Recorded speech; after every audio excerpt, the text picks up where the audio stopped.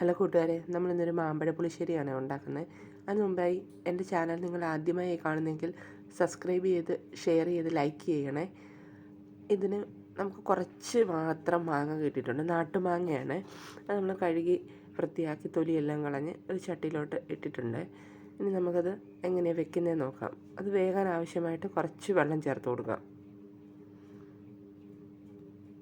ഇനി അതിലേക്ക് നമുക്കൊരു ചെറിയ കഷ്ണം ശർക്കര ഇട്ട് കൊടുക്കാം. ചെറിയൊരു കഷ്ണം ശർക്കര ഇട്ട് കൊടുക്കാം. ഒരു 1/2 ടീസ്പൂൺ മുളക് പൊടി ചേർത്ത് കൊടുക്കാം. ഇനി ഒരു 1/4 ടീസ്പൂൺ മഞ്ഞൾപ്പൊടിയും 1 ടീസ്പൂൺ നെയ്യും കൂടെ ചേർത്തിട്ട് വേണം ഇത് കുറുകി പറ്റാനായിട്ട്. ഈ സമയം ഞാൻ കുറച്ച് ഉപ്പുകൂടി ഇട്ടിട്ടുണ്ടായിരുന്നേ. എന്നിട്ട് നന്നായിട്ടൊന്ന് കുറുകി പറ്റി വരട്ടെ. ആ സമയം നമുക്ക് അരപ്പിനുള്ള സാധനങ്ങൾ എടുക്കാം. വളരെ കുറച്ച് മാത്രം തേങ്ങ എടുത്തിട്ടുണ്ട്. ഇനി കുറച്ച് ചെറിയ ഉള്ളി ചേർത്ത് കൊടുക്കാം.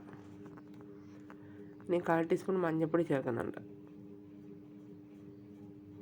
ഇനി ഏകദേശം ഒരു 4 ടേബിൾ സ്പൂണോളം വരുന്ന തൈര് ചേർത്തിട്ടുണ്ട്. നമുക്കത് മിക്സിയിൽ വെണ്ണ പോലെ അരച്ചെടുത്തിട്ട് വരാം.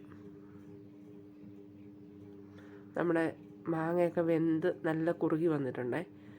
ഇനി നമുക്ക് ഈ ഒരു പരുവത്തിലാണ് ഞാൻ ചേർക്കുന്നത് അരപ്പ്. കാരണം ഇതിനകത്ത് ഇനി വേറെ വെള്ളമൊന്നും ചേർക്കാത്തത് കൊണ്ട് നമ്മൾ ഈ ഒരു പരുവത്തിൽ വേണം ചേർക്കാനായിട്ട്, അല്ലെങ്കിൽ നന്നായിട്ട് കുറുകി പോകും.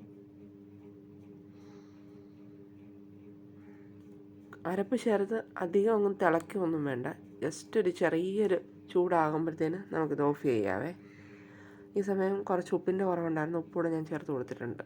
ഇനി അതിനകത്ത് ഇടാനുള്ള വറവ് നോക്കാം. നെയ്യാണ് ഒഴിച്ചു കൊടുത്തേക്കുന്നത്. 1 ടീസ്പൂൺ നെയ്യ് ഒഴിച്ചിട്ടുണ്ട്. കുറച്ച് കുറച്ച് മാത്രം ഉലുവ ഇട്ടിട്ടുണ്ട്. ഉലുവ ഒന്ന് പൊട്ടി വരട്ടെ. കറിവേപ്പില ഇട്ട് കൊടുത്തിട്ടുണ്ട്.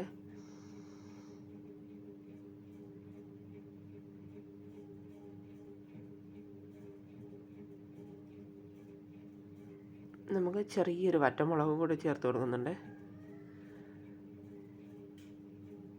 ഒന്ന് മൂത്ത് വന്നിട്ടുണ്ട്. നമ്മൾ കറിയിലോട്ട് ചേർത്ത് കൊടുത്തിട്ടുണ്ട്.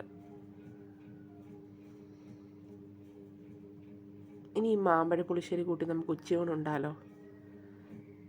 ഉച്ചയൂണിന് വേണ്ടിയിട്ട് ഞാൻ ചോറെടുത്തിട്ടുണ്ട്. കുറച്ച് മാമ്പഴ പുളിശ്ശേരി